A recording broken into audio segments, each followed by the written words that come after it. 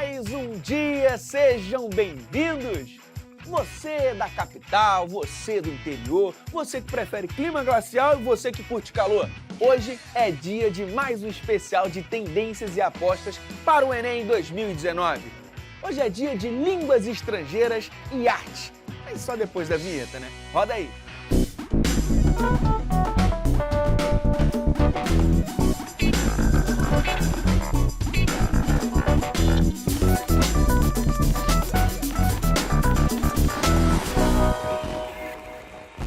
Hora do Enem no ar! Elas são a segunda e a terceira línguas mais faladas do mundo. Só perdem pro mandarim. Quer mais motivo para mandar bem no inglês e no espanhol? Tem mais um, é claro, o Enem. Tô certo, professor Antônio Ferreira e professor Daniel Sanches? Buenas, que tal? Bien? Tudo bem, professor? Tudo bem, professor? Hello, man. What's up? Sejam bem-vindos, tudo Obrigado. bem, vocês? Bom, vamos lá. Para começar, as questões de língua inglesa e de língua espanhola, elas seguem um mesmo padrão? Olha, eu acho que a gente tem algumas semelhanças, né, Antônio? Sim. Por serem ambas provas interpretativas, mas tem algumas coisas que são bem específicas de espanhol e outras que são de inglês, né? Em inglês você não tem textos literários aparecendo muito, né? No passado apareceu né? Li um pedacinho de George Orwell, mas não é muito comum. Mas texto jornalístico demais, né? Assim, artigos e tal. Isso é uma característica da prova de língua inglesa. Já a língua espanhola eu já não... Sim, assim, ambas as provas elas vão querer que o candidato se posicione, né? Mal bem criticamente diante de alguns assuntos que estão sendo colocados ali. Perfeito. Mas eu diria que a de espanhol é um pouco mais complexa, né? Porque os textos são um pouco maiores, a gente tem autores canônicos que são recorrentes no Enem, tem a presença também de questões com expressões idiomáticas, e então, para aquele candidato que não está que não estuda tanto a língua, está menos avisado ali do que pode cair, ele pode correr o risco ali de, num distrator, errar ali o significado daquela questão. É, perfeito. Né? Mas vem cá, quero saber, quais são os assuntos que costumam marcar em cada língua? Eu quero primeiro língua inglesa. Beleza, Alande, a gente sempre toca nisso, né, que são os assuntos que têm alguma relevância social, né? Então, tocar, né, no problema da mendicância, né, da pobreza, ou tocar na questão, né, do racismo, do preconceito, do papel da mulher na sociedade, tudo isso que tem essa relevância social, né, tá ali dentro do Enem. Questões tecnológicas aparecem bastante, então, assim, desenvolvimento de novas tecnologias, como elas são implementadas no dia a dia das pessoas, inclusive dentro da medicina, por exemplo, e questões, por exemplo, ligadas à natureza, tá? Então, desmatamento, problemas de clima, desastre natural, global warming, né, aquecimento global, tudo isso pode aparecer na prova de língua inglesa. E tem uma coisa específica, temática interessante sobre o inglês, né, que você entrou no programa falando do mandarim, né, o mandarim ele pode ser o mais falado em questão de número de falantes, mas inglês é uma língua que aí, ó, é espalhada pelo mundo inteiro, 80% da internet, por exemplo, é em língua inglesa, né? Então o inglês mesmo, a própria língua, ela é tema de si própria, né, metalinguagem. Perfeito. Aí, né? E na língua espanhola, professor? Eu endosso tudo que o Daniel falou, na verdade tem todos esses temas muito presentes, tecnologia, meio ambiente, violência de gênero, mas eu destacaria o que acaba sendo muito comum nas provas de espanhol do Enem, é que foca muito na realidade espanhola, por incrível que pareça. Assim, são poucas as vezes que algum aspecto de países da América Latina é destacado. Normalmente quando é uma campanha social. Então a gente também tem discursos de ex-presidentes, a gente tem textos literários que trazem aí um tema, uma leitura um pouco mais subjetiva, seja um poema, seja uma mini narrativa, mas eu também acho que assim, cada vez mais recorrente questões que vão falar sobre a própria língua. A presença do espanhol no mundo, a presença do espanhol como língua da internet, o espanhol presente na África, nos Estados Unidos. Exatamente. Então está sendo bem recorrente questões que falam sobre a sua própria língua, sobre a sua própria diversidade. A gente tem exemplos sobre tudo isso que a gente conversou. Tem Ou quase sim. tudo, né? Bora dar uma olhadinha então? Vamos lá. Primeira de inglês. Inglês. Coloca na tela, Renatinho.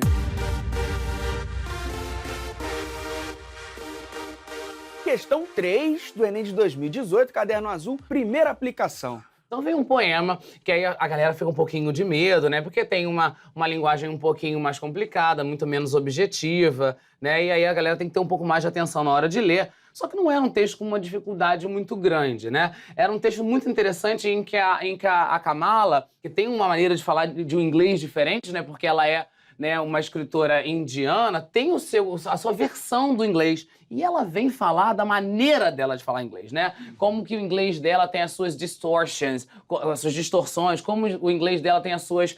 tem o seu queerness, que é uma palavra que significa esquisitice, diferença, algo que foge da via, do padrão, né? Que a gente tem como o inglês britânico e ou o americano, mas que é um inglês que dá voz para as alegrias, para os desejos e esperanças dela. E é isso que ele vem falar na questão, né? Quando ele pergunta... que ela escreve obras em inglês, apesar de não ser a sua primeira língua, que não é, mas também é parte da cultura dela, nesses versos ela vem demonstrar a consciência da sua identidade linguística. Esse é o meu jeito de falar, esse é o meu inglês, é assim que eu falo e é assim que ele dá voz a tudo aquilo que eu preciso dizer. Então, ele vem enaltecer inglês, a prova do Enem, não só o inglês tradicional com o qual a gente está acostumado a ver na TV, que é o inglês americano, ou aquele, né, um pouquinho mais de nariz em pé, que é o britânico, né? Vamos colocar assim. Do jeito que você respondeu, a opção correta é a D, né? Isso mesmo, a D, né? Dá essa ideia de demonstrar essa consciência que ela tem da sua identidade linguística, da maneira que ela fala, né? É interessante que em questões de espanhol, nessa mesma direção, sempre as opções são essas de valorizar essas várias línguas que existem, né? Exatamente, ou seja, também a exato. identidade cultural e linguística que os falantes constroem. Professor Antônio, você trouxe um exemplo, Sim. é a questão 4 do Enem de 2017, Caderno Azul, segunda aplicação. Por que essa questão? Essa questão eu considero interessante recuperar um pouco para o candidato questões que vão vincular aí texto, ou seja, vocabulário, e ao mesmo tempo uma linguagem mais visual, né? Então é uma questão que pode ser fácil, mas ao mesmo tempo cai aí no risco de alguns distratores que a gente vai comentar, que ao mesmo tempo que o candidato, quase todos conhecem o que é um Greenpeace, ou seja, uma organização social que tem um papel, né, de estar preocupado com questões ambientais, da paz em termos mundial, de conscientizar, né, a gente tem de fato aqui uma campanha publicitária e eu resolvi trazer para que o candidato também exercite qual é o vínculo ali daquela expressão do slogan, já que a gente está pensando numa campanha publicitária, normalmente tem uma frase de impacto, Sim. Então a gente vê isso nos verbos do imperativo, como actua, no uso de pronomes, como ali a gente tem um T, ou seja, está conversando com esse leitor num propósito ali muito claro. Eu acho que quando é uma campanha publicitária, nada melhor do que começar pela descrição da imagem, para entender qual é a mensagem que esse texto publicitário quer divulgar. Se ele percebe ali a descrição da imagem, ele vê que tem um homem no plano central da campanha, parece que esse rosto está devastado, está um pouco queimado, está deteriorado, sim. Tem umas torres, tem na verdade uma fumaça. Então, só pela descrição da imagem, eu já consigo perceber que parece que é algo que afeta a esse homem. Esse comando ajuda bastante o candidato, porque ele traz primeiro o gênero, o texto publicitário, o contexto de produção do Greenpeace. Só que o perigo do candidato, na verdade, cair na armadilha é porque tem opções que são os distratores muito próximas ao que, na verdade, a campanha, o texto publicitário quer conscientizar, quer trazer como mensagem, mas, ao mesmo tempo, a imagem está vinculada ao slogan. Então, ele tem que relacionar essa imagem, ou seja, esse rosto um pouco deteriorado, com esse slogan que diz: "Lo que haces al planeta, te lo haces a ti". Então, no entendimento aqui dessa frase de impacto, seria pensar o que você faz com o planeta, você está fazendo consigo mesmo, né? Então, Sim. isso levaria já à alternativa correta, que é a letra D, de prejudicar o próprio homem. Então, o candidato tem que ficar muito atento que a própria resposta está no comando, nesse caso, né? Perfeito. Bom, professor Daniel, você trouxe uma outra questão. Sim.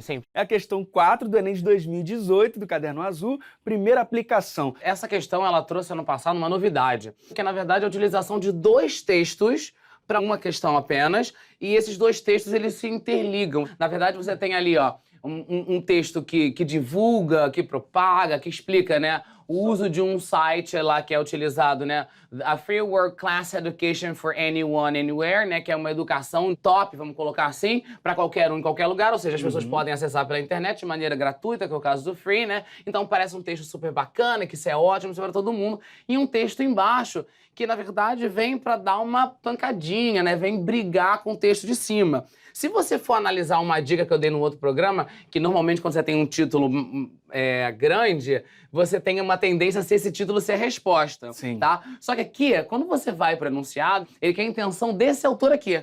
Então não interessa esse título pra gente. Então a gente tem que saber o que é esse assunto e ver a opinião desse autor. E a opinião desse autor é que, apesar disso aqui ser legal, e ele já começa dizendo que, ó, I didn't have a problem, então ele não tinha um problema. Se ele não tinha um problema, significa que agora ele tem um problema. Se ele tem um problema, dificilmente ele quer elogiar algum trabalho. E outra coisa interessante dessa questão, Land, é o fato dela ter caixa alta. Caixa alta é um recurso.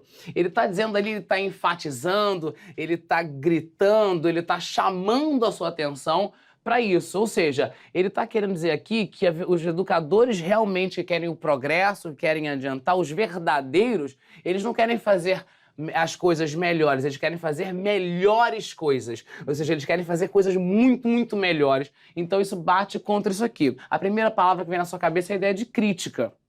Então você vem criticar a concepção de educação, essa concepção aí que parece que é fácil de acesso para todo mundo, mais rápida, maravilhosa na internet, tá? Que se baseia nessa organização. E o gabarito ali, a opção é. Isso, é criticar a concepção em que se baseia essa organização. Professor Antônio, você trouxe mais uma questão, bora dar uma olhadinha?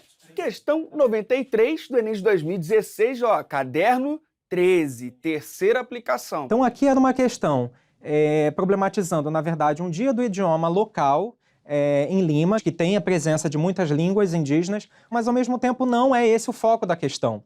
Então, o que eu queria conscientizar com questões como desse tipo é que quase todas elas querem valorizar justamente o espanhol como uma língua de contato, uma língua que vai valorizar as línguas indígenas que permanecem no continente ali, no território americano, mas essa língua que veio do colonizador, mas que ao mesmo tempo elas se comunicam. A gente já tinha falado também no programa anterior dessa língua espanhola como uma língua pluricêntrica, né? Sim. Então, assim, como aposta, eu acho que a gente pode encontrar por aí questões que vão valorizar cada vez mais o espanhol nos Estados Unidos, o espanhol na África, o próprio portunhol, para gerar a conscientização de respeitar toda essa diversidade.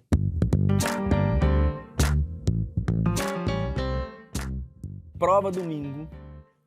E aí, dica, conselho final para os alunos aí, para os participantes que vão fazer essa prova. Focar nos textos jornalísticos, baseado nos temas que nós falamos aqui, né? Perceber que as fontes elas se repetem muito. Então, você tem a BBC, você tem The Guardian, você tem National Geographic, são fontes que são tiradas, né? Sempre tentar absorver o máximo de conhecimento possível nesse final, porque ler inglês ou espanhol vai fazer com que o candidato melhore suas atualidades, melhore seu conhecimento para redação. Por que não? Já que vai ler sobre o assunto, lê inglês, lê espanhol. É isso.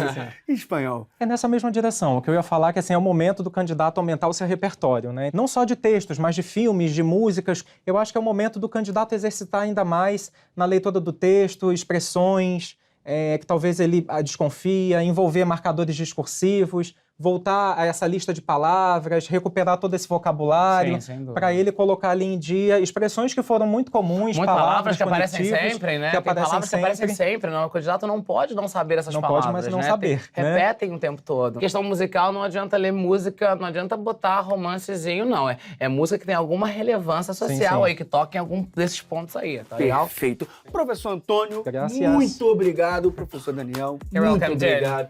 Elas ajudam no desenvolvimento da capacidade de interpretação. Provocam a capacidade perceptiva do ser humano. Além disso, grande parte da sua produção é feita de um jeito coletivo. Isso estimula a criatividade e o gosto pelo trabalho em grupo. Eu tô falando dela, das artes. Tô certo, professor Rodrigo Retica? Certíssimo. Tudo bom, Lande? Seja bem-vindo, professor, mais uma vez. A arte desenvolve a nossa capacidade crítica, o nosso senso de grupo, a nossa criatividade, que são, assim, habilidades que a gente vai usar para a vida toda.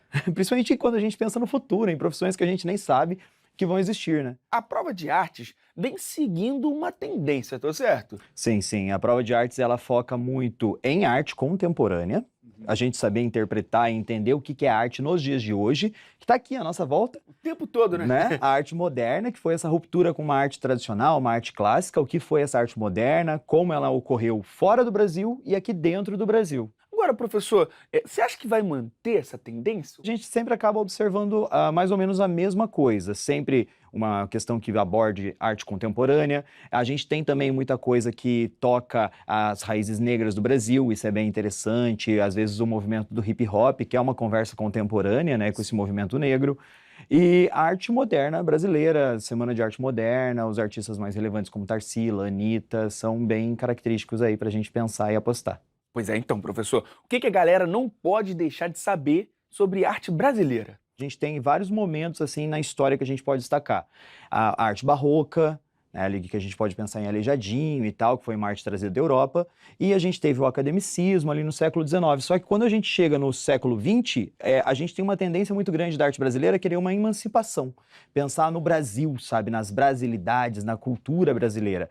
E a gente tem um grande evento que é a Semana de Arte Moderna de 1922, que traz aí uma virada de página, né? É como se fosse um ponto ali na nossa história que a gente entra na época modernista brasileira. Eu vi que você separou um mapa mental ali, professor. Bora lá pra você explicar pra gente? Claro.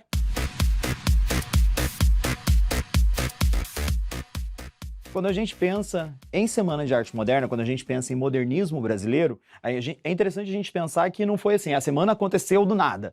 Um dia, sei lá, Di Cavalcanti acordou e pensou, vou fazer a Semana de 22. Não é assim que funciona. Agora. É uma data boa, 1922, marcando ali 100 anos e tal, da proclamação da independência do Brasil e tudo mais, mas tem um antecedente, a gente tem uma historinha por trás. Né, que em 1912, o Oswald de Andrade ele entrou em contato com o Manifesto Futurista, que era um discurso europeu, veio lá da Itália, que falava sobre como a arte moderna deveria propor uma ruptura com o passado, uma ruptura agressiva, sabe, deixar o passado para trás. Por que a gente não deixaria o nosso passado de colônia para trás e nos tornaríamos o país do futuro de fato agora?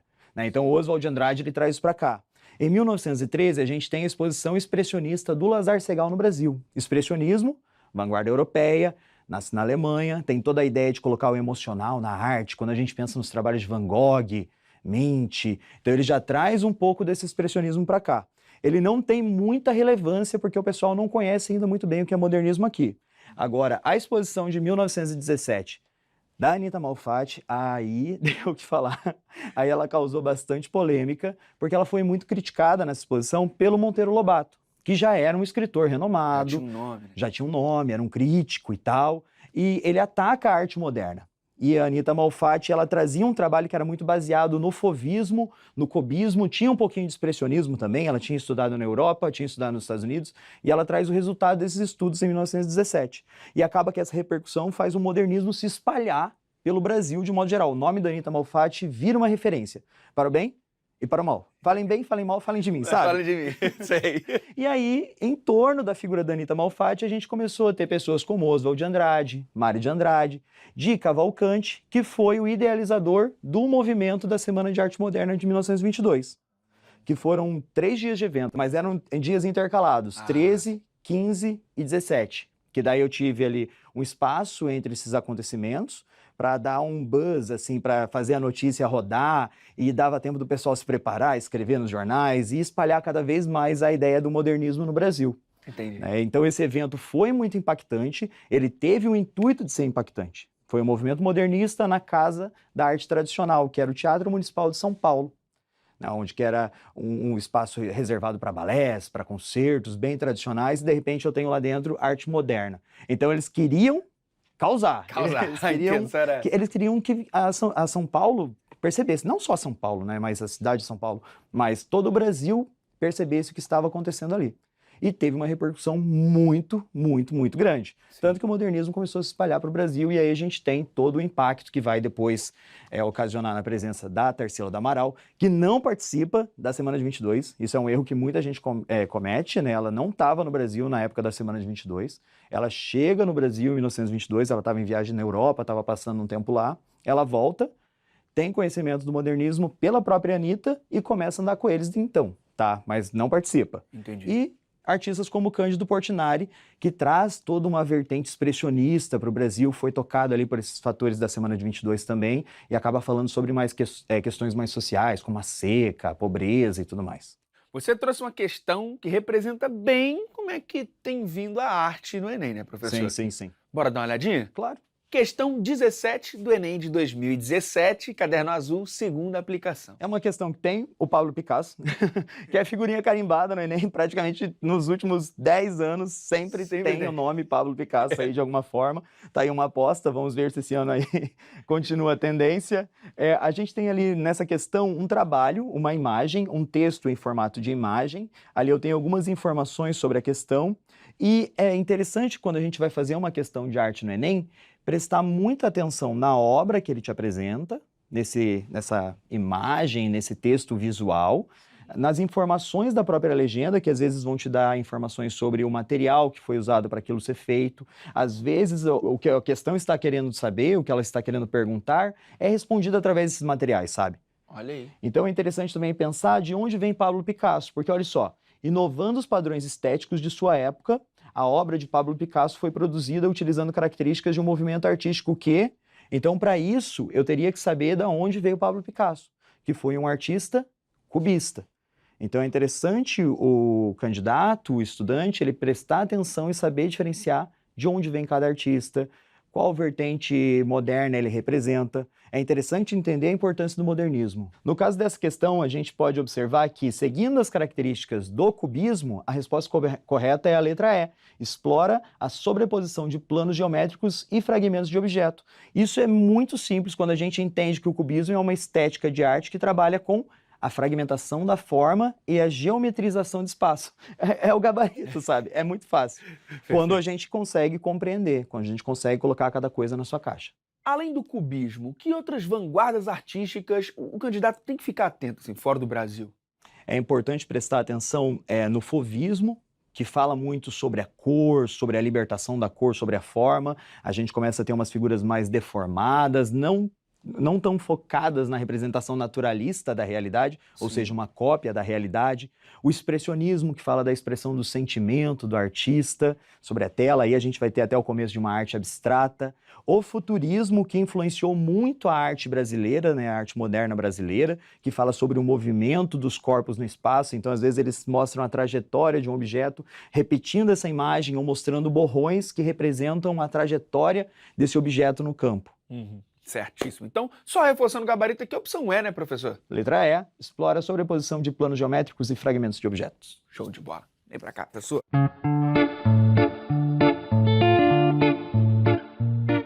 A galera tem que ficar ligada em alguma data esse ano? Esse ano a gente tem a comemoração dos 100 anos da Bauhaus, que foi Bem, eu posso dizer que foi a primeira escola de design que surgiu, né? Design moderno. Essa escola surgiu lá na Alemanha e acabou que ela tinha toda uma ideia de construir uma Alemanha moderna, uma Alemanha nova logo após a Primeira Guerra Mundial.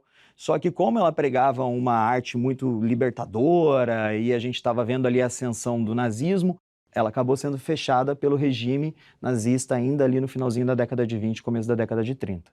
Enem domingo. Ainda dá para revisar alguma coisa de arte? Olha, sempre dá.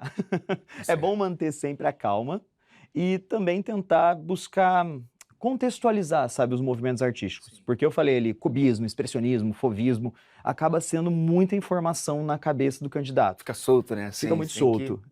Exato. No meu canal, no Arte Segunda, eu costumo contextualizar, sei lá, usando referências da vida das pessoas.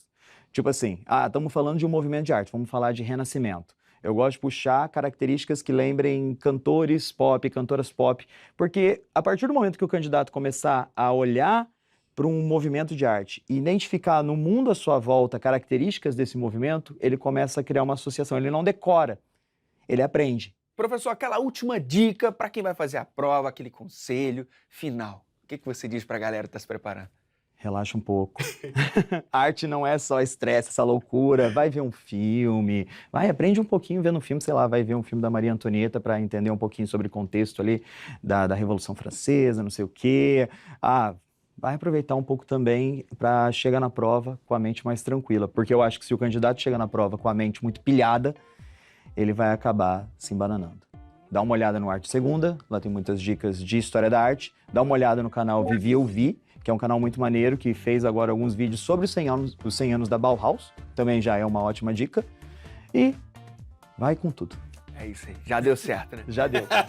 Mestre, muito obrigado. Que é isso, cara. É sempre um prazer. Por toda a ajuda, viu? Volto sempre. E amanhã a gente continua com as apostas para redação. O programa fica por aqui, mas 6h30 da tarde tem mais Hora do Enem nas redes sociais aqui da TV Escola. Anota aí. No Facebook é fb.com/TV Escola, no Instagram, @TV Escola e no YouTube, youtube.com/TV Escola. Então se prepara aí que eu vou correr aqui, hein? Fui! Momento Pop Prof! Tá, tá, tá, tá!